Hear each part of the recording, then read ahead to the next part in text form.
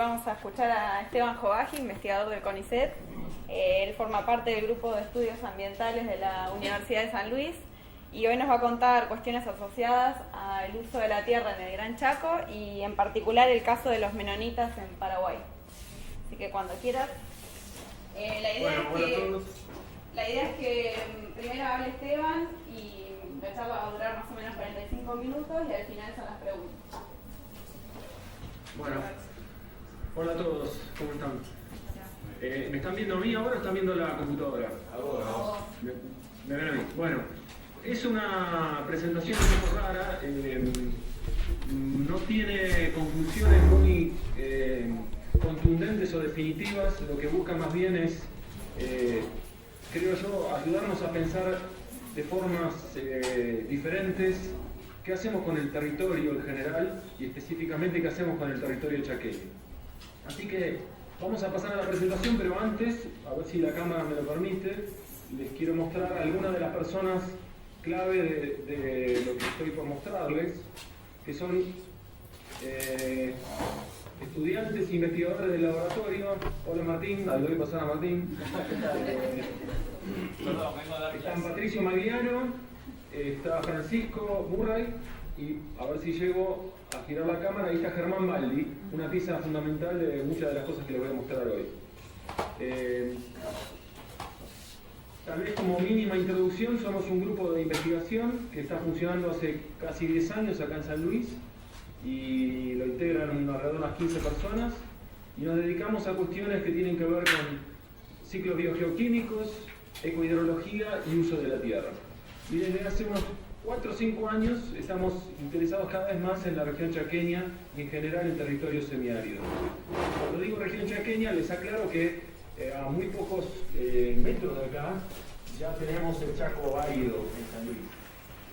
Estamos en el extremo sur de la región chaqueña. Bueno, vamos a pasar a la computadora, así les puedo empezar a mostrar las cosas que preparé. Si llega a haber algún inconveniente con la transmisión, me avisan y tratamos de arreglarlo. Perfecto. Bueno,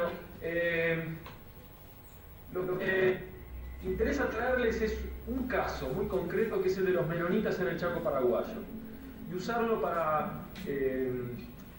pensar mejor o pensar de formas más creativas qué vamos a hacer con el territorio chaqueño. La pregunta muy simple que guía todo lo que les voy a mostrar es ¿qué hacemos con el Gran Chaco?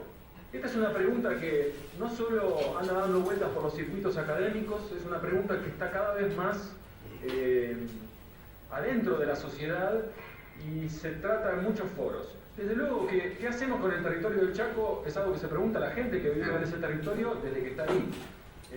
Pero esta pregunta explotó y ahora trasciende a toda la sociedad argentina y en mucha medida hay gente fuera de la Argentina pensando también en qué hacemos con ese territorio. Entonces, lo primero que quiero hacer es discutir con ustedes esta cuestión de los territorios mirados por muy distinta gente que les está pidiendo cosas. Entonces quiero que antes de ir al Chaco puntualmente, al Chaco menonita, pensemos en cualquier pedacito de tierra chaqueña y en quienes están interesados en ella y le piden cosas a ese pedazo de territorio. Entonces, si pensamos en un pedazo de territorio y en su salud ambiental, por ejemplo, en su calidad y sostener esa calidad del territorio, esa es una cuestión que le preocupa a quien produce ahí desde siempre. Ya sea un agricultor preocupado porque la fertilidad de su suelo se deteriore, ya sea un ganadero que hace pastoreo en campos naturales, preocupado por la pérdida de especies de calidad de su pastizal, preocuparse por qué le sucede al sistema es algo que ocurre desde siempre, desde que hay alguien produciendo en el territorio. Lo que sucede hoy es que con cada vez más velocidad se incorpora gente mirando los territorios de otros lugares. Entonces ahora me quiero ir al extremo opuesto, que es salir de esa parcela y de la gente que habita o produce en ella, y nos vamos al nivel global. A pensar ahora en toda la gente que tiene algo que opinar respecto al pedacito de territorio a nivel global. Cada vez más gente está preocupada por el destino de los bosques en todo el planeta, y por ejemplo, a ese pedacito de territorio chaqueño hay alguien que lo mira a lo mejor desde Holanda, preocupado porque una hectárea más de bosque desaparece, y se pierde con ello diversidad. La realidad es que de esa polaridad, los que están muy lejos y los que están adentro del territorio, hay otros círculos en el medio. Y esos círculos me parece que están ganando más importancia actualmente. Por ejemplo, a nivel nacional, también nos interesa ese territorio chaqueño como proveedor de carne, ahora sí, al mercado argentino.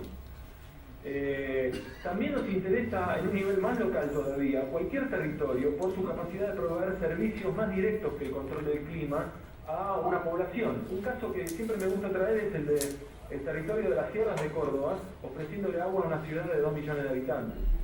Ese territorio hoy tiene un valor muchísimo más grande como proveedor de agua que como territorio destinado a la cría vacuna de muy baja carga. Servicios que no necesariamente tienen valor hoy de mercado, pero son sin duda muy importantes. Entonces los territorios están mirados por mucha gente y se pide de ellos cada vez más cosas y por supuesto se generan conflictos en estas demandas. Mucho más localmente existen ahora también cuestiones de vecindad. Si mi vecino implementa fuego para mantener la calidad de sus pastizales o pasturas, puede afectarme a mí, que tengo al lado forestaciones. O si con el agua se generan inundaciones en un establecimiento y afectan a los vecinos, también se generan problemas. Entonces, tenemos que ver al territorio inserto en toda esta matriz de interesados. Y su peso relativo puede cambiar, es una cuestión política sobre todo. En ese contexto es que quiero traer de nuevo entonces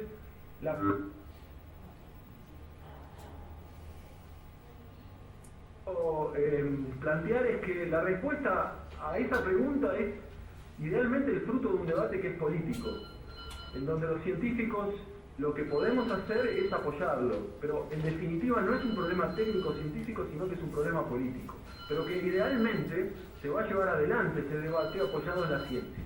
Una ciencia que sea capaz de integrar la perspectiva productiva, la perspectiva ambiental y sobre todo la social, la de la gente interesada en ese territorio. Y lo que quiero plantearles es la hipótesis que está más abajo, que lo que dice es que la ciencia es útil para todo este debate, pero no tanto para tal vez el valor número uno que solemos ver, que es el de ayudarnos a elegir la mejor opción. ¿Qué me conviene? ¿Qué nos conviene a todos de las opciones que tenemos hoy? Eso no es lo que más importante que ofrece la ciencia en el debate. Lo que ofrece la ciencia, y es mucho más valioso, es la posibilidad de ir sumando nuevas opciones.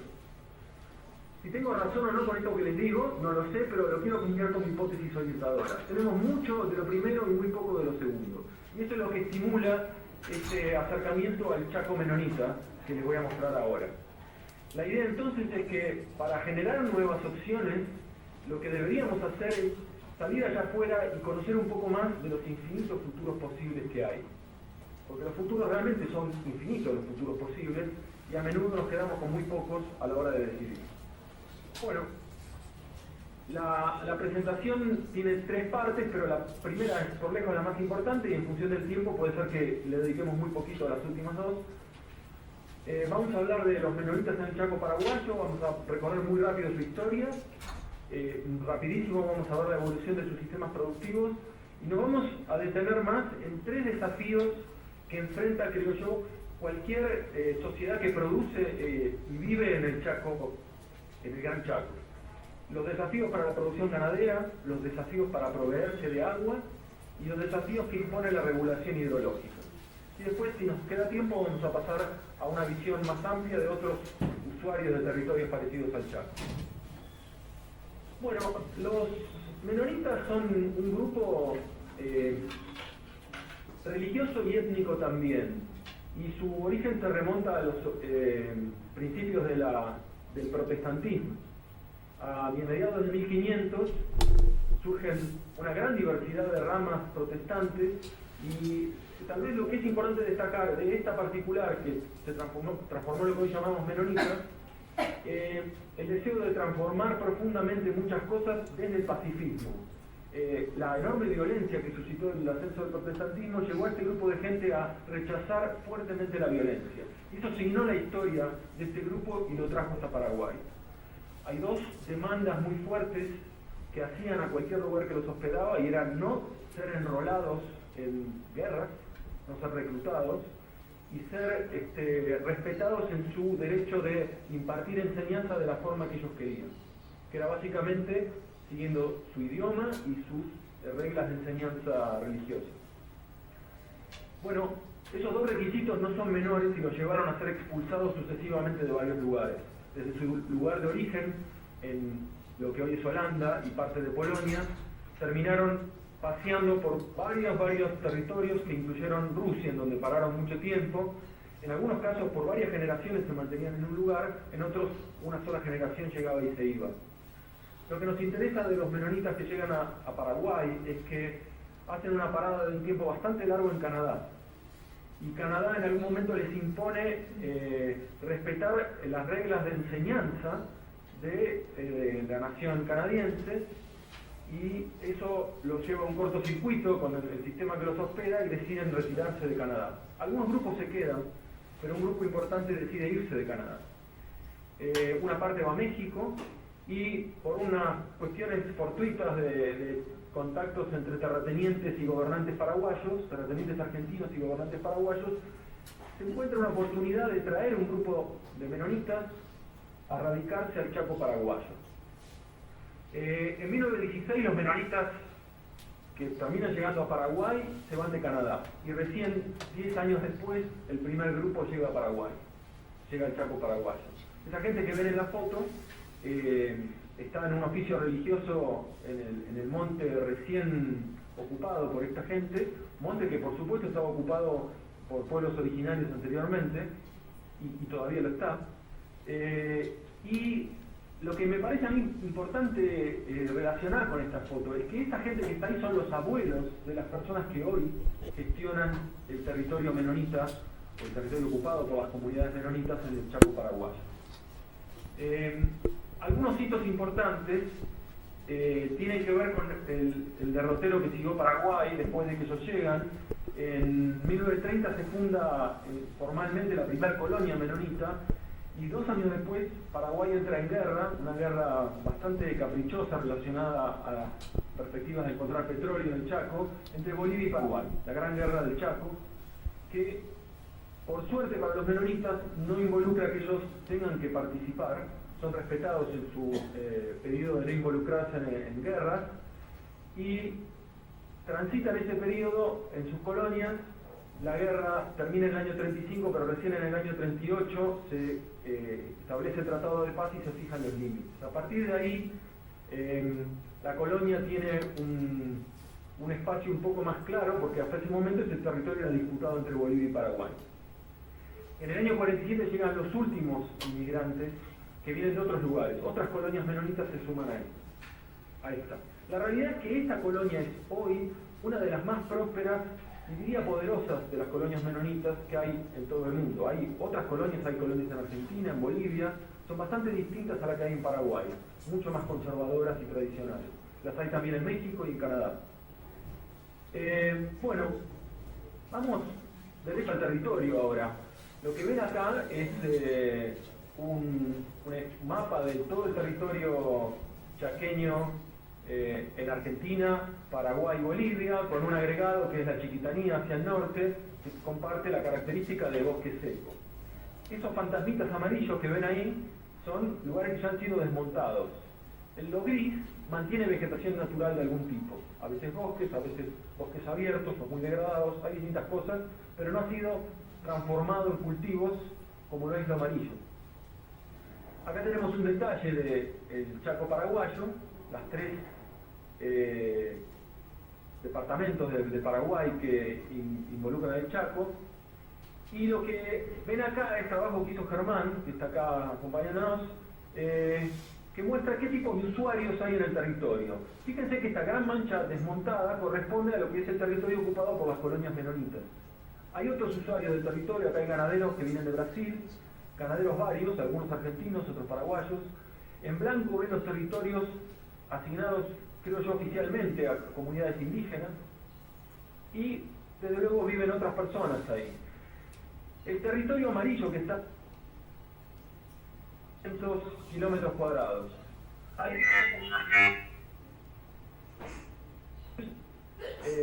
menonitas, 8.000 campesinos, como se llaman ahí, por lo menos campesinos latino-paraguayos, criollos.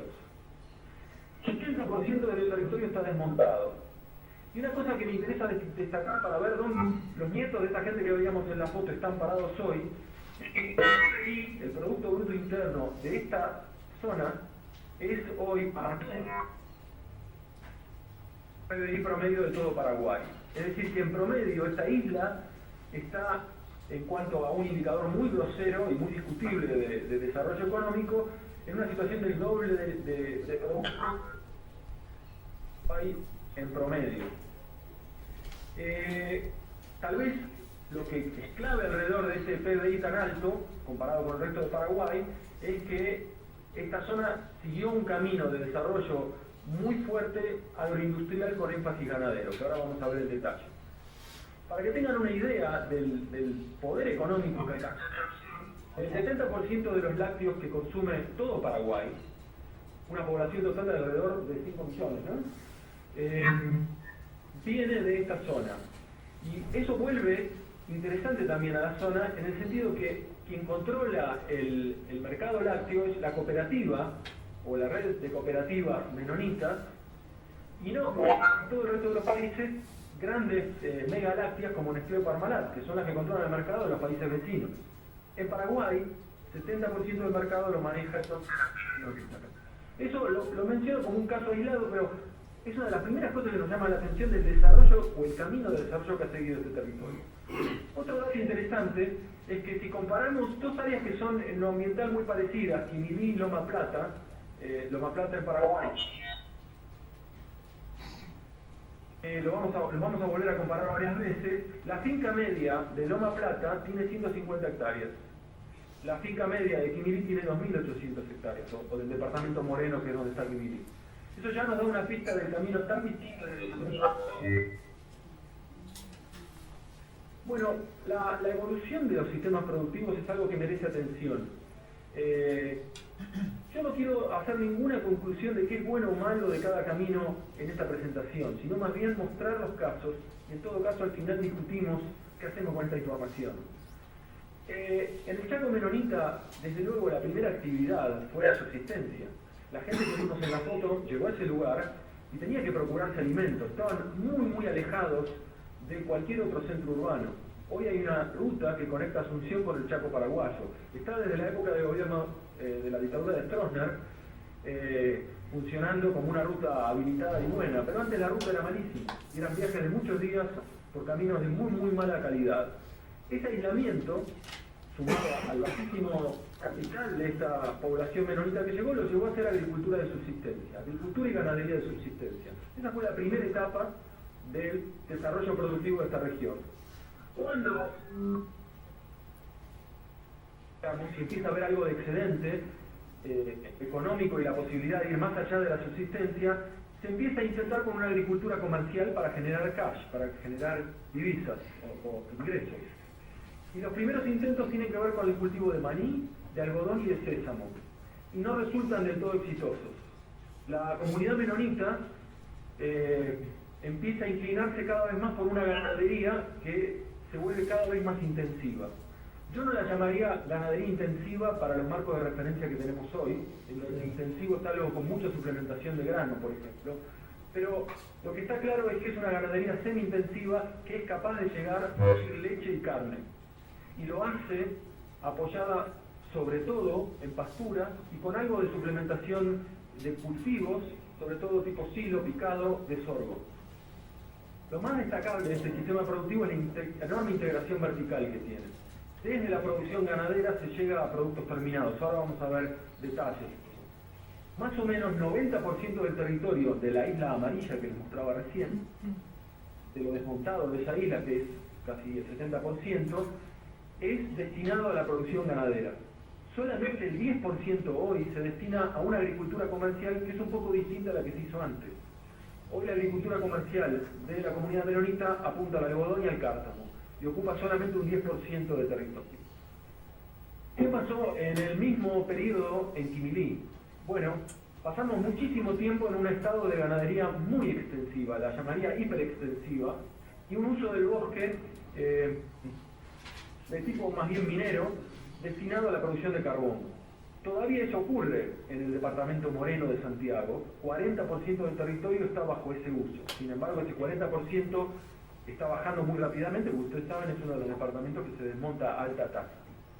¿Qué pasa en Quimilí con la tierra desmontada? Bueno, todavía hay alrededor de un 60% del área desmontada que está bajo pasturas, que a diferencia de los sistemas menonitas, no se usa para una ganadería de producción de leche y carne, sino solamente para cría o recría. Ese 60% también baja muy rápido y le cede lugar al uso que es el que más nos llama la atención a los argentinos hoy por su emergencia veloz, que es el de agricultura, soja y maíz principalmente, sobre todo soja. Eso es lo que hay en Quimilí, y lo de arriba es el camino que siguió productivamente el mundo menonita. A la derecha simplemente les puse unos gráficos que ilustran la marcha de la temperatura media y de la temperatura mínima y máxima, la evapotranspiración y la precipitación media para Loma Plata y Quimilí, mostrándoles que son dos lugares ambientalmente muy parecidos. Sus suelos tienen similitudes también y son útiles para comparar, al menos desde el terreno biofísico, porque tienen condiciones parecidas. Alrededor de 800 milímetros de precipitación anual en ambos lugares. Bueno, vamos ahora a los tres desafíos que mencionaba antes. El primer desafío es el desafío ganadero del Chaco. Tenemos que prestarle atención porque ese ha sido uno de los determinantes del destino que han tenido las tierras, creo yo, en el Chaco en general, en el Gran Chaco.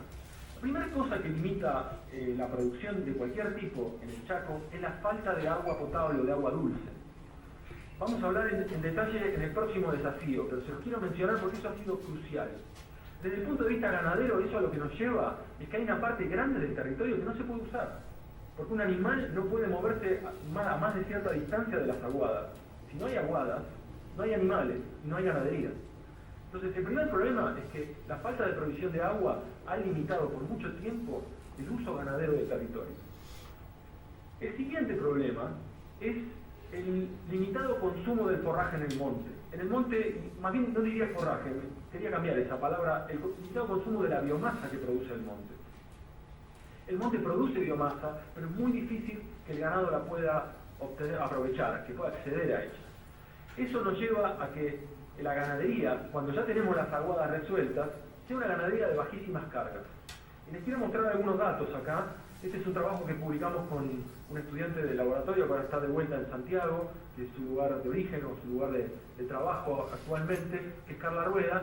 Con Carla lo que estuvimos explorando es cómo en departamentos del Chaco argentino cambia el consumo de forraje por los animales, que es el eje Y de este gráfico, cuánto forraje se apropia la ganadería en función de la superficie que cada departamento tiene con pasturas. Esto está expresado en valores por hectárea. A medida que la superficie de pasturas va aumentando, crece linealmente la cantidad de forraje que pueden sacar los animales. Mostrándoles que la salida que encontró el Chaco al problema de la baja utilización del forraje ha sido transformar la vegetación natural en pasturas. Esas son pasturas de especies carbono 4, de pastos carbono 4 que vienen de África, la gran mayoría de lo que se utiliza, sobre todo Gatón Pani. Y eso nos permite llevar ahora a una ganadería de mucho más alta carga. La carga básicamente se multiplica entre por 10 y por 20 según como uno analice estos números. Es notable el cambio. Esa revolución ganadera de las pasturas en el Chaco argentino nos ha llevado a hacer cría y recría con mucho más productividad. En el mundo menonita hubo otra limitación que se logró sortear, que nosotros no hemos sorteado de la misma forma. El problema de estas pasturas, si bien son muy productivas, es que no ofrecen una calidad lo suficientemente alta para saltar al siguiente nivel de producción cualitativamente, que es ya no solo producir terneros o animales un poco más grandes que reemplazan a las madres, por ejemplo, dentro del rostro, sino producir carne, engordar un animal, o mucho más desafío aún el de producir leche. Eso en el Chaco nuestro no ocurre, excepto que apelemos a la suplementación con grano. En el mundo menonita eso cambió, y la gran revolución ahí fue la introducción de una leguminosa en los sistemas de pastoreo, que es la leucaena. Sería algo así como, para los que están familiarizados con las pasturas templadas, una especie de alfalfa de los sistemas subtropicales, con la diferencia que es leñosa. Atrás de la introducción de la leucaena me parece que hay un ejemplo fascinante de la capacidad de adaptación y de innovación de los productores menonitas. Leucaena es un arbusto, leguminosa y forraje de muy alta calidad, excepto por un problemita. Tiene un alcaloide tóxico que a los rumiantes les genera un problema bastante grave. Si no se sortea el problema de la toxicidad con un microorganismo que habita en el rumen de los bovinos, en general de cualquier rumiante, que es capaz de detoxificar ese alcaloide. Resolver este problema de la toxicidad involucró un trabajo bastante delicado y muy arriesgado de técnicos de la comunidad menonita, que lograron introducir ese organismo y lograron que esta forrajera de mucho valor, pero con esta dificultad, se pueda utilizar. La realidad hoy es que esta sociedad, perdón, disculpen que no quería pasar todavía eso, logra entonces producir ahora leche y carne con pasturas que son una mezcla de Gatton Panic y leucaena. Hay otra limitación grande de la ganadería que ya no es ecológica en el Chaco, y es el problema de la integración económica. Tengo leche, tengo carne, pero ¿cómo integro ese producto en un mercado y saco el máximo beneficio en términos de desarrollo local, generación de valor agregado, por ejemplo? Las distancias enormes a los centros de consumo que tienen muchas de las localidades son una de las barreras, la falta de infraestructura, la falta de personal capacitado para ciertas actividades. Bueno, en el mundo menonita eso siguió un camino que tal vez es el más fascinante de todos, que es que de a poco se implementó la industrialización de leche y carne localmente. Este 70% de la leche que se provee a todo Paraguay sale de una planta como esa que ven ahí, que está dentro del Chaco menonita y que ha agregado mucho valor generando todo el tipo de productos lácteos derivados de esa producción lechera que generan en las pasturas. La otra cosa, la contracara de esto desde lo ambiental que quiero destacar es que después de haber probado con sistemas agrícolas como el maní y el sésamo, en los primeros años de despegue económico de la comunidad menonita, el sistema que terminó implementándose hoy es este que ven en la foto, que es el de las pasturas de Gatton Panic y leucaena. Algo así como una sabana artificial. Y es un sistema que desde el punto de vista ecológico tiene un parecido bastante grande, en algunos aspectos, al sistema natural que ocupa este territorio. Lo vamos a discutir dentro de un rato. Bastante distinto al de los cultivos anuales. Entonces, volviendo al desafío ganadero, Loma Plata siguió por el paso 1, 2, 3 y 4, Quimilín se paró en el paso 2, y en realidad ahí se tuerce el volante hacia la agricultura. Esa es la realidad que yo veo hoy, al menos para esas dos regiones. El siguiente desafío central para el Chaco es el de la provisión de agua. Vamos al punto 3 ahí, que me parece el más llamativo, al menos para mí. El concepto de impenetrable, para un porteño como yo, se relaciona a los pinches de las plantas. No tiene nada que ver con esto. El Chaco es impenetrable, los pinches se cortan con un machete. El Chaco es impenetrable porque no hay agua. Cuando uno llega al Chaco como un colono y tiene que caminar durante varios días, tiene que llevar el agua, porque no hay agua. No hay agua potable, no hay agua dulce. ¿Por qué? Porque no hay cuerpos superficiales de agua, si los hay son muy intermitentes, y porque el agua subterránea, si tenemos el coraje de cavar y llegar hasta las primeras napas, es muy salada. Ese es el problema número 1 en el desarrollo histórico del Chaco. Bueno, ¿cómo se salva esto? Entonces, este problema se ha salvado hace siglos ya en Argentina y en Paraguay.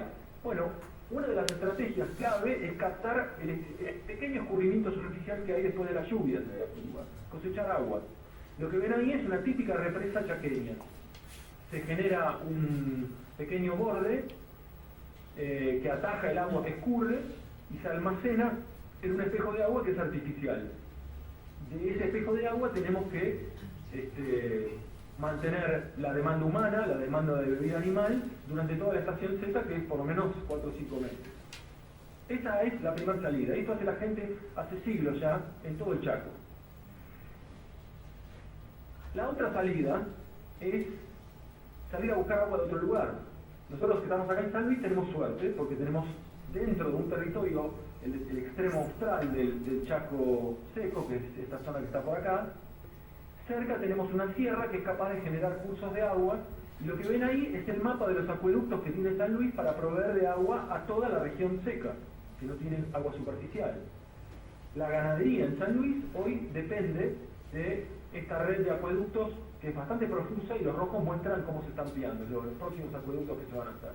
Pero no todo el Chaco tiene la suerte de tener una sierra cerca, ni de tener un Estado capaz de organizar estas estructuras. Con lo cual todavía una parte enorme del territorio recae en esto. ¿Y qué otra salida tenemos? Tenemos otra salida. Vivir en el Chaco nos exige tener agua dulce a las personas. Hacer ganadería en el Chaco nos exige tener agua dulce. Pero podemos hacer cosas que necesitan muy poca agua dulce. Agricultura de secano. Con esto no tenemos que darle de tomar agua a nadie. Tenemos que rezar, sí, para que llueva y ese cultivo de soja nos dé el grano que esperamos cosechar. Pero nada más. Esa es una de las salidas también a la falta de agua disponible en el Chaco.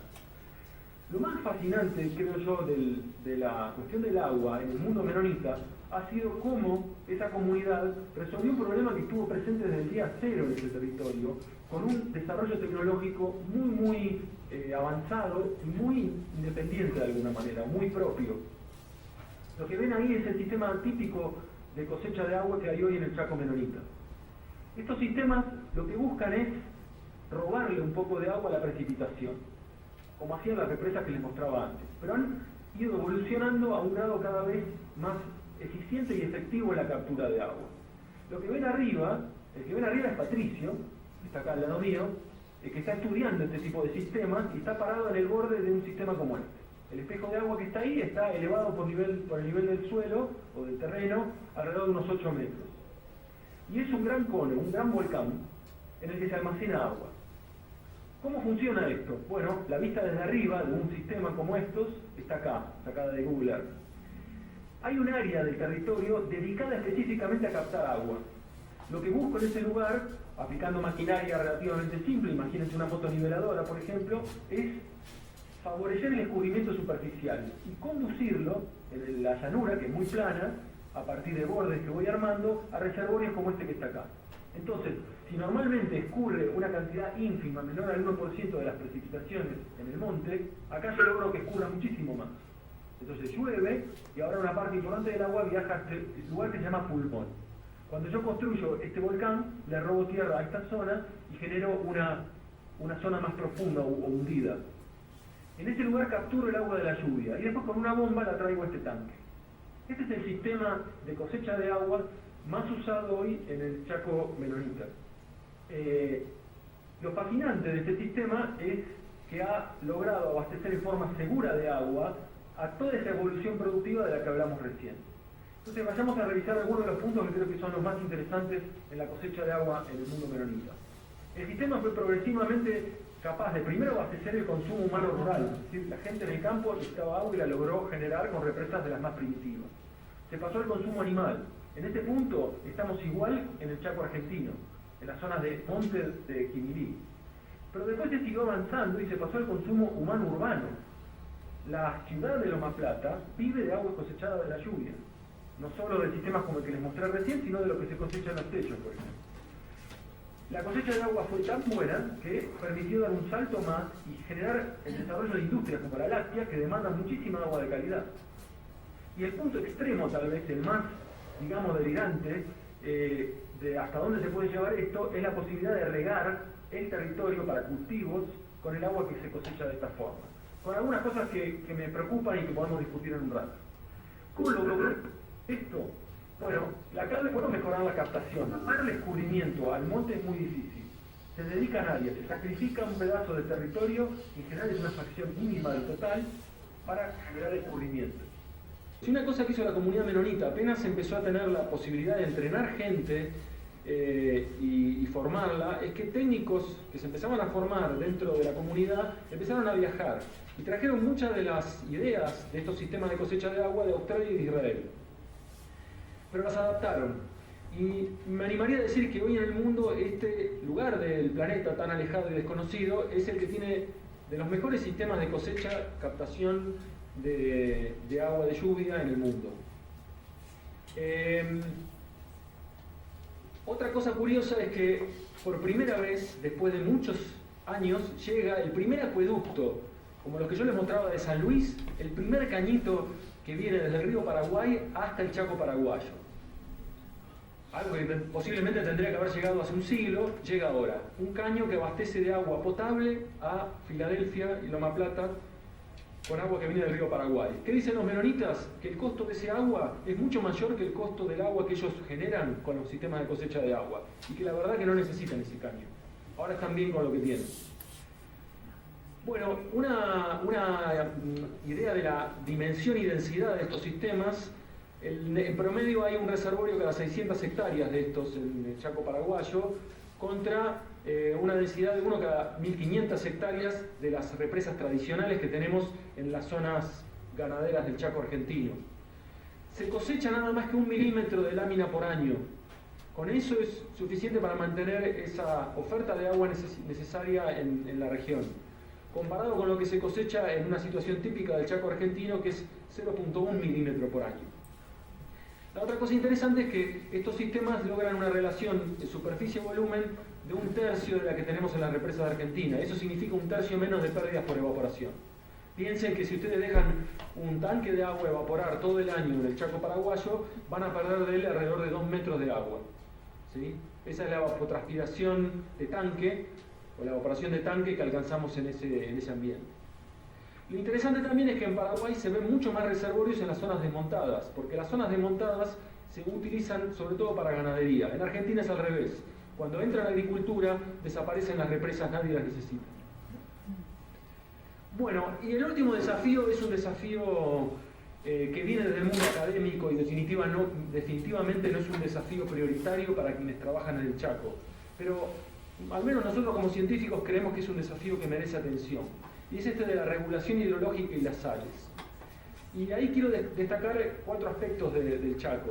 El clima semiárido, que lleva a que casi todo el agua se evapotranspira, con lo cual ese es un sistema que normalmente tiene muy poca agua líquida circulando más allá del perfil del suelo. Ahora lo vamos a ver en detalle. La otra es la altísima acumulación de sales que hay en todo el Chaco, tanto en los perfiles del suelo como en acuíferos. La tercera es que estamos en una de las llanuras más planas del planeta. Y eso, cuando tenemos dificultades hidrológicas, nos tiene que estar muy presente. Mover el agua es difícil en una llanura tan plana. Y este es un sistema muy sensible a cambios de vegetación. Y entonces ahora nos vamos a ir del Chaco y les quiero contar lo que aprendieron los australianos en territorios semiáridos bastante parecidos a nuestro Chaco. Lo aprendieron penosamente a partir de cambios ambientales que llevaron mucho tiempo en manifestarse. Una realidad de la mayoría de los bosques secos en territorios sedimentarios, no en montañas, en rocas, sino en territorios sedimentarios, es que la totalidad de la lluvia es evapotranspirada. Una fracción absolutamente despreciable de la lluvia puede escaparse del alcance de las raíces y seguir bajando en el perfil. Y eso a lo que lleva es a que esos territorios vayan acumulando las sales que llegan por distintos caminos, por sales que traen muy diluida la lluvia, sales que se generan al meteorizar rocas, alguna profundidad que puede ser 2, 3, 4, 5 metros en el perfil debajo de la zona de raíces. Las napas en esos territorios están bastante profundas por lo general. Bueno, esta es la foto del sistema natural. Y esa foto se aplica perfectamente a todos los lugares en los que nos hemos puesto a mirar este tipo de cosas en el Gran Chaco. San Luis, Bandera en Santiago, Lajitas, donde trabajan José Paruelo y Laura Amdán, y también el Chaco paraguayo. Cuando en Australia, hace 150 años, se empieza a hacer agricultura y se reemplaza masivamente esa vegetación leñosa por cultivos anuales, algo de agua ahora, no tiene que ser mucho, empieza a escaparse. Si antes llovían 800 y se evapotranspiraban 799,9, ahora se escapan unos 10 o 30 milímetros que siguen de largo hacia las napas. Y en ese viaje lavan sales. Las sales se van, llegan a las napas reciben agua ahora y empiezan a subir. Bueno, esas napas saladas, todavía acá en esta imagen, en esta figura, están lejos de la superficie, pero con los años la situación presente es esta. Esas napas han seguido subiendo, llegan a la superficie, el agua aflora en bajos y las sales alcanzan la superficie. La tierra agrícola se degrada por salinización, y lo que también es impresionante es que aquellas zonas no desmontadas, por el simple hecho de que el sistema de agua subterránea las comunica con las zonas vecinas, también sufren el ascenso de napas y se ve una mortandad grande de vegetación natural. Estas son imágenes de Australia que muestran el agua asomando en superficie, napas que asoman en superficie, tierra agrícola, salinización de superficie y bosques naturales que han muerto por el ascenso de sales, de agua y sales. La realidad es que Australia perdió al día de hoy alrededor de un 10% de su tierra agrícola por este proceso. Lo consideran políticos y científicos el problema ambiental número 1 de Australia, y la realidad además es difícil de torcer a esta altura, y se estima que para 2050 un 30% de la tierra agrícola de Australia se va a perder por esta vía. La única salida efectiva que se encuentra al día de hoy es reforestar por lo menos un 70% de cada cuenca para volver para atrás. Esto es complicado. En zonas de mucho valor, urbanas o de agricultura muy intensiva, se ponen poner bombas y sacar agua del acuífero para mantenerlo bajo, pero eso es muy caro. Bueno, guiados por este ejemplo, por esta historia, estamos mirando en el Chaco con mucha atención esto. Y en el mundo menonita nos interesaba también ver qué noticias teníamos de este proceso. Y les quiero contar algunas de las cosas que vimos. Es un paisaje en donde aparecen lo que llamamos SIP, del término que se usa en inglés, son efloraciones o afloramientos de agua subterránea en superficie salinos. En el paisaje aparecen de la nada cursos de agua muy salada. Si esto es natural, siempre fue así, o está en cambio, no lo sabemos, pero hay algunas indicaciones de que estos SIP salinos están incrementándose con el tiempo. También observamos áreas anegadas, con muchas sales en superficie. Encontramos algunos territorios bajo agricultura de secano, en donde las napas freáticas estaban a menos de 3 metros de profundidad y aparecían sales en superficie, y el manejo de esta agricultura se vuelve delicado. El algodón es interesante, es uno de los cultivos que más tolera las sales, es el cultivo que vemos acá. Encontramos cuerpos de agua, como este que está acá, que son dulces, juntan agua de escurrimiento naturalmente, son paleocauces, se forman lagunas. Pero cuando queríamos medir la conductividad eléctrica del agua, al sumergir el sensor encontramos que en profundidad eran salados. Es un sándwich de agua dulce sobre agua salada. Hay afloramiento de agua salada en profundidad.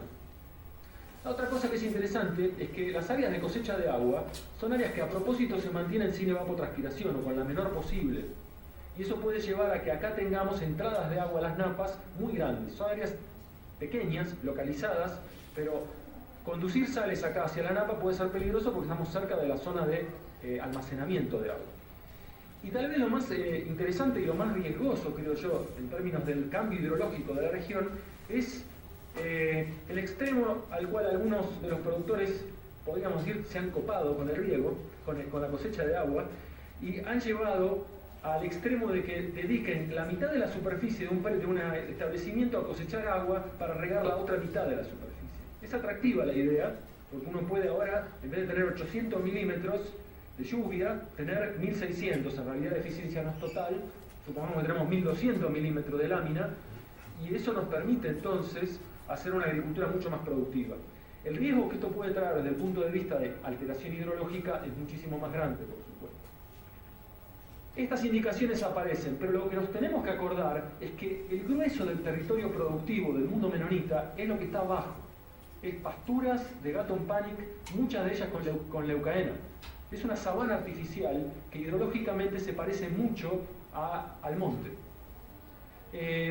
Acá tenemos algunos datos de índice verde, no quiero entrar en detalle para no consumir mucho tiempo con esto, pero lo que sugieren los valores de índice verde cuando comparamos en varios años su dinámica en pasturas de Gatton Panic con leucaena, agricultura, bosques secos, es que el Gatton Panic con leucaena y el bosque seco se parecen mucho en su dinámica, la agricultura es muy distinta. Eso sugiere que hidrológicamente se deben parecer bastante esos dos sistemas, el natural y las pasturas con leucaena. De esto podemos saltar también, no es central, pero simplemente lo que les quisiera decir es que la fragilidad hidrológica de la región parece existir. El mundo menonita muestra algunos síntomas de que se pueden generar cambios en el sistema, peligrosos, pero que está lejos de tener una crisis de salinización. Bueno, quisiera antes de pasar al siguiente punto, que va a ser muy rápido, sacar algunas reflexiones que distan mucho de ser un cierre, sino las reflexiones que en nuestro grupo pudimos delinear. El mundo menonita, desde lo agrícola o agroganadero y ambiental, es un mundo que pasó de la subsistencia a un sistema que podríamos decir que es familiar capitalizado. Tuvo en la cosecha de agua una clave para el desarrollo en todas las instancias. Y el punto al que llegó hoy es el de un foco ganadero y tribal, con una muy fuerte base pastoril. Y hay una combinación que me gustaría destacar, que es fascinante y rara, que es que por un lado el sistema de producción no es tan intensivo, lo llamaría semi-intensivo, pero lo que es extremadamente intensivo es el grado de industrialización. Combina entonces un uso de la tierra semi-extensivo o semi-intensivo con una altísima industrialización. Eso es muy raro de ver en otros lugares. La otra cosa que no discutimos antes, pero que surgió de conversaciones y de ver la historia del uso que han hecho de la tierra los menonitas, es que no encuentran un valor grande en el bosque nativo. No lo aprovechan y no lo quieren. No tienen una intención de conservarlo si es por su propia decisión. La conservación que uno ve de áreas de bosque hoy tiene que ver más que nada con las imposiciones que empiezan a crecer desde el Estado paraguayo. Esta cuestión de que la cubierta principal artificial del suelo guarda una similitud ecológica importante con la vegetación natural. Y no quiero hablar solo del agua de la que hablábamos recién, sino también, por ejemplo, del nitrógeno. Hay una fijadora de nitrógeno importante en el sistema y es notable que ellos han mantenido una producción importante hasta el día de hoy sin fertilizar. La otra cosa, de la que hablamos poco pero que quiero destacar, es que hay una diversidad muy grande de sistemas de producción, de mucha menor superficie, pero hay horticultura intensiva, generalmente orientada al mercado interno del área menonita. Y el dinamismo, han ido cambiando rápidamente de un modo de producir al otro. Obviamente, como reflexión para tomar futuros posibles para nuestro Chaco en Argentina, por ejemplo, creo que tenemos que desembocar a las cuestiones sociales, que son las que explican la historia y la evolución productiva de este sistema. Nuestro grupo no es experto en cuestiones sociales para nada, pero algunas de las reflexiones que tenemos, cuestiones que nos llaman la atención y que alguna gente ha estudiado en otros lugares, tienen que ver, primero que nada, con la organización única de este grupo. La cooperativa, que es la que nuclea a los menonitas y los organiza, es de alguna manera un pequeño estado y está funcionando en ese territorio hace mucho tiempo, con sus reglas. La otra es un delicado equilibrio entre el aislamiento y la apertura de esta comunidad. Algunos antropólogos que estudiaron a los menonitas plantean que esta es la única comunidad que se volvió tan proclive a tecnificarse porque su aislamiento les hizo perder el miedo a contaminarse con los no menonitas del exterior. Cosa que no les pasó a los que vivían rodeados de mucha gente no menonita. Ese aislamiento los llevó paradójicamente a una apertura después. Lo cierto es que este mundo tiene hoy una apertura grande a cuestiones tecnológicas. Lo que nos lleva al siguiente punto, que es el de la adaptación y la innovación. Este sistema de cooperativas favorece mucho el deseo de innovación que puede traer algún productor individual. Por ejemplo, uno de los productores que conocimos que regaba la mitad de la superficie con lo que cosechaba en la otra mitad. Fue su intención avanzar hacia ese lado y la cooperativa lo apoya. De esos experimentos surgen innovaciones y también de la búsqueda de opciones en el exterior. La otra cosa que quiero destacar es la motorización endógena que tuvo el desarrollo acá. El capital se fue generando dentro del sistema y las personas que lo impulsan viven ahí adentro. Es muy distinto a lo que podemos ver en Quimilí, por ejemplo. Y finalmente, lo que me interesa destacar es que este es un sistema que ha mantenido todo el día de hoy, eso puede cambiar, una escala familiar y en donde la residencia rural es central. Esto es importante no solo para la producción, sino para el ambiente también. Si yo afecto cuestiones del ambiente, las sufro como residente también, cosa que no pasa en nuestro mundo de mega agricultura. Bueno, ahí terminamos con estas reflexiones y voy a mostrarles muy rápido, sin entrar en detalles, ejemplos de otras formas en las que podemos de alguna manera inspirarnos en lo que otra gente hace en territorios como el Chaco. El primero es destacar que además de los menonitas, que están acá, hay muchos otros usuarios del Gran Chaco. Estos puntitos amarillos muestran lugares donde se toman estos detalles de Google Earth que muestran mucha gente de muy distinto origen y organización usando el territorio. Menonitas en Paraguay, menonitas en Bolivia, colonos japoneses en Bolivia. Estas son colonias de indígenas andinos que por una intervención del Estado, obtienen tierras en el Chaco boliviano o la Chiquitanía y establecen estos sistemas de producción bastante particulares. Estos son indígenas en Bolivia. Estas son las escalas de lote que tienen cada uno de estos usuarios. Van desde lotes que en promedio tienen menos de 1 hectárea a lotes, en el caso de los productores de más gran escala en Argentina, 250 hectáreas. La diversidad va mucho más allá de nuestra soja de super escala o de nuestros campesinos en Santiago del Estero o de los menonitas en Paraguay. Hay muchos más casos para explorar. Y la otra cosa que quiero destacar es que también podemos levantar la mirada y preguntarnos qué hace la gente en el resto del mundo en territorios parecidos al Chaco. No hay lugares como el Chaco solamente en el Chaco. Lugares con clima subtropical, semiárido, subhúmedo, con lluvia de verano, naturalmente ocupados por bosques y sabanas. Si nos limitamos a ser muy precisos en la similitud climática, hay acá el mezquite, México o Estados Unidos, el sur de África, estos miombo mopanes sobre todo, el tipo de vegetación, India, Pakistán, Australia. Fíjense que con realidades humanas muy diferentes, acá las capturo simplemente con un indicador muy simple que es la densidad de población. 465 habitantes por kilómetro cuadrado en India, Pakistán, solo 8 en nuestro Chaco, solo 1 en Australia. ¿Qué hace la gente en ese territorio? Nos puede servir para inspirarnos o para aprender a pensar qué hacemos nosotros en el nuestro. Esta gente, por ejemplo, acá, hace agricultura hace muchísimos más años que nosotros y han logrado abastecer con la producción de este territorio a una densidad de población que, si se fijan, es muchísimo más alta que la nuestra. Bueno, eso también debería inspirarnos. Si no, voy a detenerme en resultados acá, los voy a saltear y quisiera volver entonces a la pregunta original, que es ¿qué hacemos con el Gran Chaco? Y insistir, pero dejarlo abierto ahora a las preguntas, que nuestro trabajo como técnicos o científicos es sobre todo estar abriendo nuevas opciones más que censurando o descartando aquellas que nos parecen nocivas o perjudiciales o menos buenas que otras. Y paramos ahí y escucho preguntas.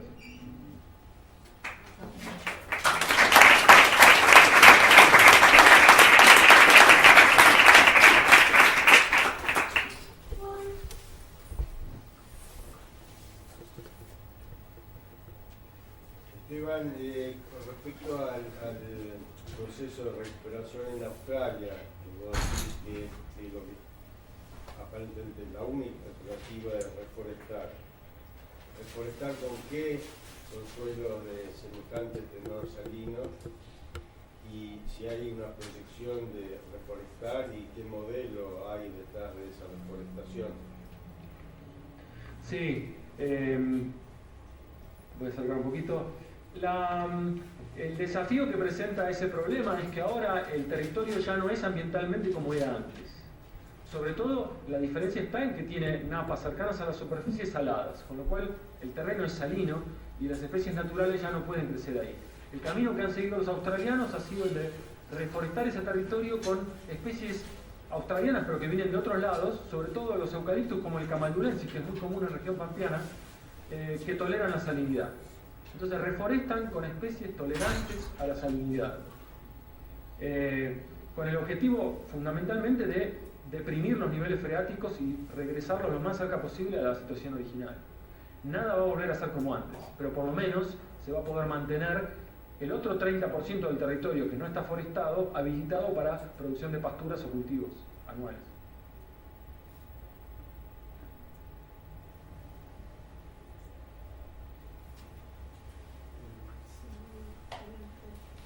Yo quería consultar un poco, no sé si es una reflexión o una pregunta que me hago a mí mismo. Nosotros como científicos también a veces identificamos en los diferentes territorios algunas opciones tecnológicas que permiten conservar un poco más algunos de esos servicios o evitar por lo menos los problemas que conocemos de algunos sistemas productivos. ¿En qué medida como científicos nosotros no tenemos que intentar acercarnos a apoyar al desarrollo de tecnologías, a mejorar, a problematizar esas experiencias, esos actores sociales que están defendiendo un poco que no continúe la degradación? Estoy pensando, por ejemplo, no sé, en distintos lugares donde hay organizaciones campesinas que se están preguntando esto mismo de conservar los recursos en los lugares, y a veces cuentan con muy poco apoyo desde el ámbito académico. Sí, me parece que la reflexión es válida y no me parece que haya un único camino que tengamos que seguir los científicos. Podemos seguir muchos. Mi sensación sí es que en los últimos años lo que veo es que nos hemos focalizado muchísimo en encontrar problemas más que en encontrar soluciones. Y me parece que la gente que está en el territorio no tiene más remedio que encontrar soluciones, si no, no está más, se fue hace rato. Y esas soluciones que ha encontrado son una fuente de inspiración importante para la investigación. Y esas soluciones o esas situaciones no necesariamente están cerca, en el lugar que a nosotros nos preocupa, pueden estar en otros casos que nos sirven como modelo.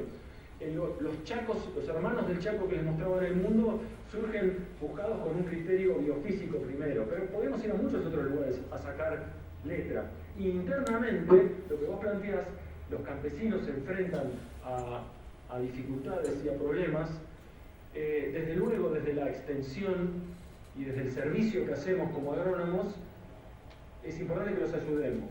Y también es importante tomar nota de qué cosas podemos aprender respecto a las soluciones que han encontrado.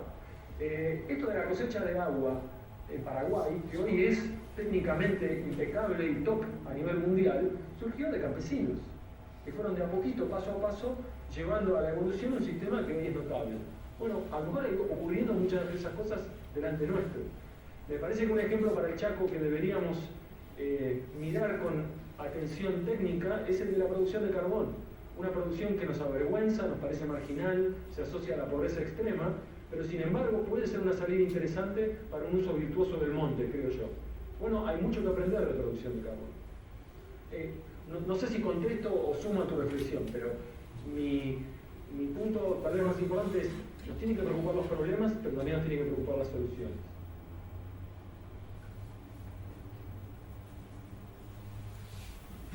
Esteban, ¿hay alguna estimación en lo de los menonitas sobre algún efecto sobre diversidad, obviamente de plantas? El sistema de Gatton Panic y Leucaena lo altera muy fuertemente, pero si eso ha tenido consecuencias sobre cambios en la diversidad de otros organismos que puedan estar dependiendo del sistema natural. Por lo que yo entiendo que vos decís, funcionalmente parece que está imitando al sistema natural, sí, pero hay cuestiones de diversidad que por ahí no están pasando. No tengo presente, aprovecho y le pregunto acá a Germán, Patricio y Francisco si saben de algún estudio que evalúe el impacto sobre la diversidad de esos sistemas en Paraguay. Claro, dice Germán que hay algunas mediciones de diversidad, pero que incluyen en la evaluación de la diversidad especies cosmopolitas o exóticas. Lo que sí tengo presente es estudios muy interesantes del grupo de Chilo Bravo en Tucumán, asociando la diversidad del paisaje y de las zonas vecinas a las áreas desmontadas en relación a pasturas, a abras naturales de pasto, pero no tengo mucho más datos, Martín, respecto a eso. Lo que sí puedo decir es que a los menonitas no les preocupa mucho la diversidad de especies naturales, como productores o como habitantes del lugar. Lo que sí es interesante es la aparición de algunos actores en el sistema muy particulares, pero que jugaron un papel importante en las últimas 2 décadas.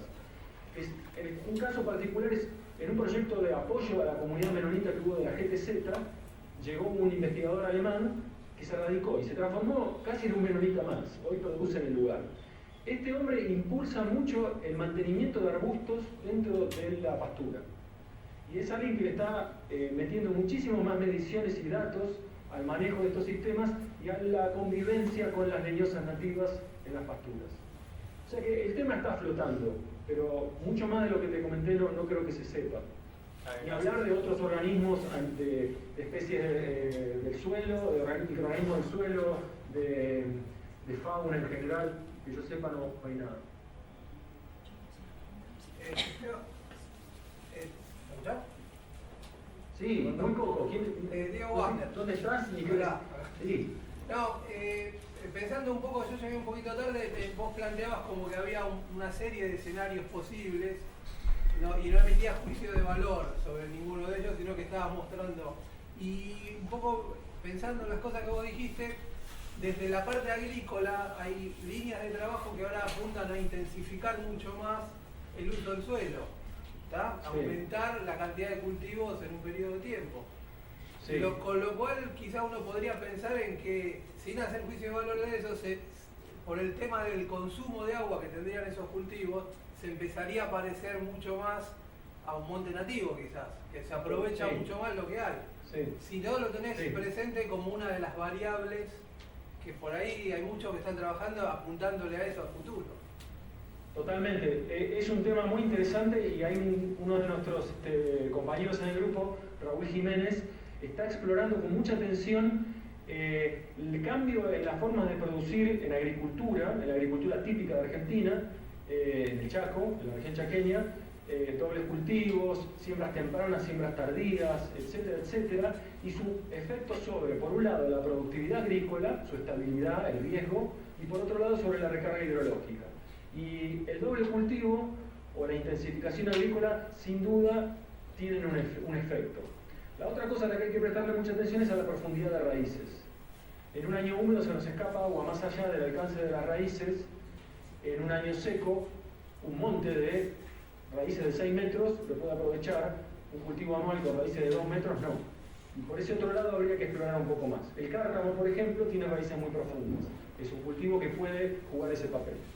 Sí, desde la agricultura hay muchísimo que podemos estudiar para entender mejor qué perjuicio o beneficio hidrológico juegan distintas alternativas. Sí, Esteban, yo te quería preguntar si el caso que vos contaste es de colonias en Paraguay. ¿Conocen algún productor o grupo de productores que utilicen ese sistema acá? ¿El de Gatton Panic y Leucaena? Sí. ¿O menonitas en Argentina? No, nosotros en particular en Formosa vimos un productor que había ido a perfeccionar, a aprender el sistema y a perfeccionarse, y vimos cómo lo aplicaba en su campo. Es decir, esto que vos mostrabas, nosotros lo vimos y vimos también ese sistema de fuente, no sé cómo lo llaman, de reservorio de agua. Lo estaba construyendo en ese momento.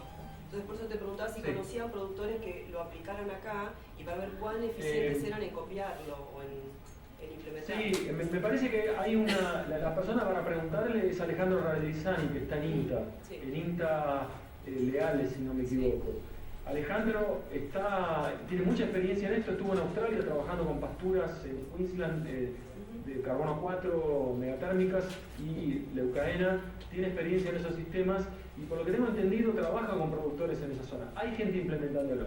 Creo que una de las cosas que pasó con esa tecnología de la leguminosa arbustiva fue la frustración de no lograr resolver la inoculación o la detoxificación, lo que llevó a tener muchas dificultades, muerte de animales, que es lo primero que hace echarse atrás a los ganaderos. Ahora en el Chaco menonita eso está totalmente resuelto y aparentemente hay inoculación natural entre animales por contagio con saliva, etc. Así que ahí hay una clave. Hay alguna gente implementándolo hasta donde yo sé, en Formosa, como decís vos, y no sé si en Santiago del Estero. Sí, Alejandro trabaja ahí, pero no sé qué datos hay. Más que eso no sé. Y la cosecha de agua, lo que debería destacar es que hay gente que ha explorado otros caminos para cosechar agua muy interesantes, que tienen que ver con cosechar en un reservorio como el que les mostraba recién, pero mandarlo al acuífero, inyectarlo al acuífero, buscando hacerlo más dulce, generar un lente de agua dulce flotando sobre el agua salada a partir de ese pulmón que cosecha agua. Eso funciona en muchos lugares, tiene la ventaja de que uno frena la pérdida evaporativa, la desventaja de que puede perder por otros caminos el agua. Y hay gente trabajando especialmente en Santiago del Estero, en INTA. Así que hay cosas, sí, mucho más allá de lo que vemos en el Chaco menonita o en los lugares típicos de Argentina. Claro, lo que en ese sentido lo que impresiona es el inicio del cultivo, es decir, el desmonte y la quema impresionante para convertirlo digamos, después en el cultivo. Nosotros cuando estábamos llegando al campo vimos un cuadro recién quemado y nos dijimos, pobre tipo. y en realidad lo había hecho él a propósito para después convertirlo en el Gatton Panic. Sí, seguramente ahí hay un aspecto clave de la forma en que producimos que merece mucha atención técnica y ambiental. ¿Cómo empezamos? Se genera una pérdida, por empezar, de un recurso valioso que es la biomasa inicial, y se generan daños en el suelo totalmente innecesarios al hacer acordonamientos y alcanzar temperaturas que dejan el suelo como ladrillo. Y eso deja una huella, los agricultores lo saben, eso deja una huella que se ve por años en los mapas de rendimiento. Las zonas, los cordones y la quema tienen menor rendimiento que la zona del resto del lote. ¿Cómo desmontamos? Es un aspecto interesantísimo para mejorar las cosas. Gracias. Justamente con eso, ¿y cómo ocurre el desmonte en las menonitas, digamos? ¿Cómo se expanden, digamos? ¿Es también con fuegos y van dejando... La verdad... ¿Dejan cordones igual que acá o las expansiones? No vimos mucho territorio en desmonte actualmente. Esa es la verdad. Y no preguntamos mucho respecto a eso. ¿Ustedes tienen algún dato? Lo que se ve en la parte popular es el ordenamiento Y quema.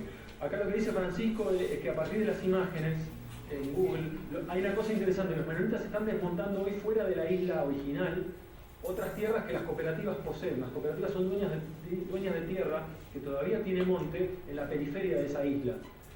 Ahí están desmontando, y lo que dice Francisco es que desmontan de la misma forma que hacemos nosotros, acordonan y queman. Algo interesante con el bosque es que los menonitas, nosotros le preguntamos varias cosas, esto ya es anecdótico, no es un dato, no tratista de ser una entrevista al productor, es simplemente anecdótico, pero en un almuerzo muy lindo que tuvimos en uno de los poquitos lugares con vegetación natural, les preguntamos, bueno, díganos, ¿ustedes cuánto monte quisieran tener acá? Entonces, los más jóvenes nos decían 20%, 30%, pero parecía que lo decían como para quedar bien.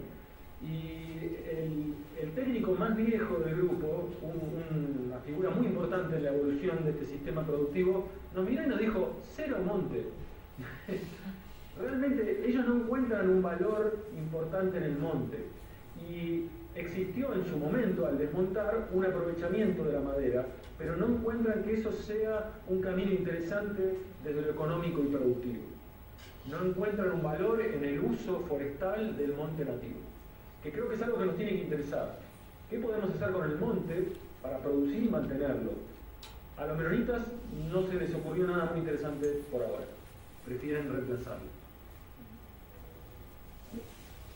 ¿La estrategia en concreto para superar el bache forrajero invernal cuál es? O sea, porque el Gatton Panic es súper estacional y tiene muy poca calidad después en invierno, y la leucaena, o sea, ¿es a pura leucaena solamente o hacen fardos o tiene alguna estrategia? Lo que tenemos entendido es que el engorde se logra hacer sin suplementación. Recuerden que yo les dije que el 90% del territorio se destina a la ganadería. No todo ese territorio es Gatton Panic y leucaena. Una parte pequeña, me animaría a decir que no más del 10% del territorio ganadero se destina a sorgo que se pica y se usa como suplemento. Algo de sorgo se cosecha y se suplementa con granos, sobre todo para la leche, pero sobre todo es sorgo que se consume como biomasa verde. Eso se hace reservas y con ese sorgo, y también se difiere en pie el Gatton Panic, pero tengan presente que la contribución de calidad que hace la leucaena permite consumir ese forraje de muy baja calidad que es el Gatton Panic en invierno. Más detalles, le pregunto de nuevo a Francisco que me puede pasar letras sobre cómo se pasa el bache de invierno seco. También es cierto eso, piensen que el Gatton Panic que está ahí en el Chaco paraguayo recibe su primer tal vez ningún helada del año, ¿la recibe tarde o no la recibe? El periodo que pasa con muy mal estado de calidad es más corto que el que puede pasar, por ejemplo, una megatérmica acá en San Luis, un pasto llover en San Luis, que pasa 6 meses seco. Entonces, ahí, de hecho, nosotros tuvimos en agosto, la foto que les mostré recién es una foto tomada en agosto. Así que ese sistema tiene una ventaja en ese sentido. Pero se la rebuscaron. Además, hay muchos caminos que tienen para diferir forraje y para ofrecer forraje en invierno. piensen que si logran mantener abastecimiento lechero a 5 millones de habitantes, tienen que tener muy resuelto la fluidez de la oferta de forraje todo el año. Y lo han hecho sobre todo con las pasturas y esa pequeña fracción dedicada a sorgo.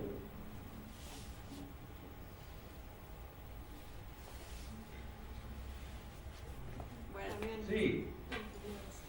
No, me quedé pensando, yo estuve hace un par de meses en un ambiente de bosque seco tropical en Colombia, en el Valle del Cauca, donde justamente en una reserva natural que se llama El Atico, hacen un sistema exactamente no, pero muy parecido, donde hay una pastura herbácea perenne y luego usan leucaena también.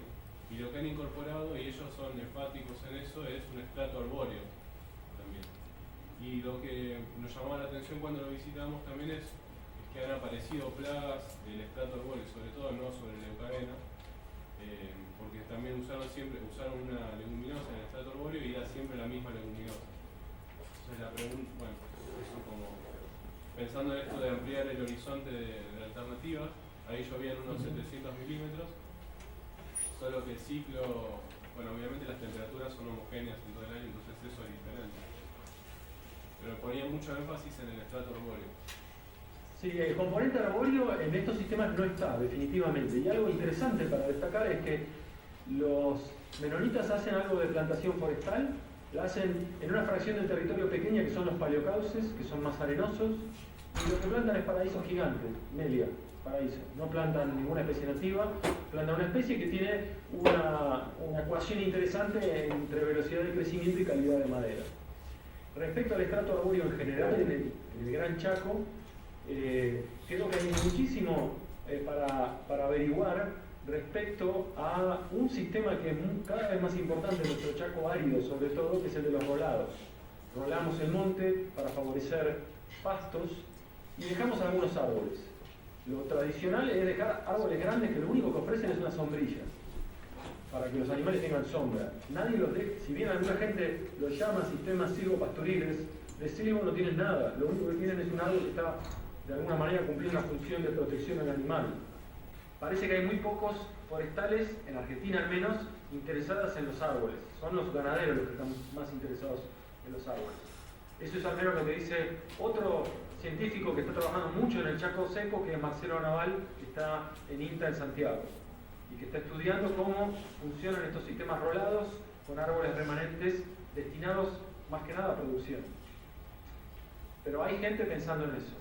Investigadores, digamos. No sé cuántos productores todavía ven al árbol como una fuente de producción. Lo ven sobre todo como una sombrilla, a veces como un oferente de forraje, con el caso de las chauchas de los prosopis, pero no mucho más que eso.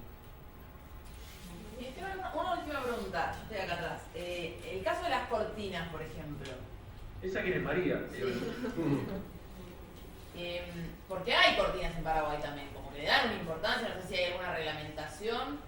Sí, hay una reglamentación, y me parece que los que más saben, yo no me acuerdo bien cuáles eran las reglamentaciones. Germán debes acordarte vos, ¿no? Vení acá.